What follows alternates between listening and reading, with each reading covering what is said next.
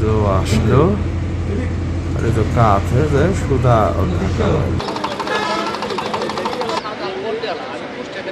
বাঘা গেছিল বেড়াইতে, ঢাকায় থেকে আইসে বোনের বাসায় গেছে।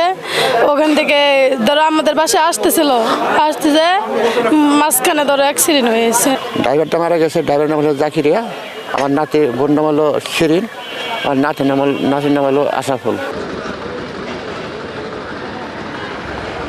আজকে বেলা অনুমান 2 ঘটিকার দিকে কুষ্টিয়া বাইপাসের কুষ্টিয়া স্টোর্স পেট্রোল পাম্পের সামনেই একটা বড় ধরনের দুর্ঘটনা ঘটে।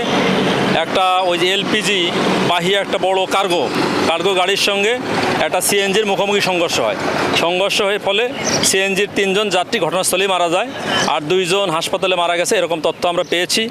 যে এলপিজি গাড়িটার আটক আছে।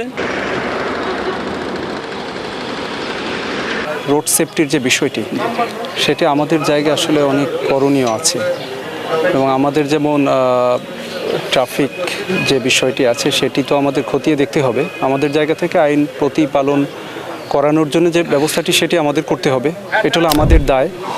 আর দায়িত্ব আর দরদের জায়গা যেমন আমাদের থাকবে, পাশাপাশি যারা গাড়ি চালাবেন তাদেরও আমি একটু অনুরোধ করব যে তারাও যেন একটু ধৈর্য সহকারে চালায়। ওভারটেকিং বা এই জাতীয় জিনিসগুলোর ক্ষেত্রে একটু সাবধান থাকা উচিত।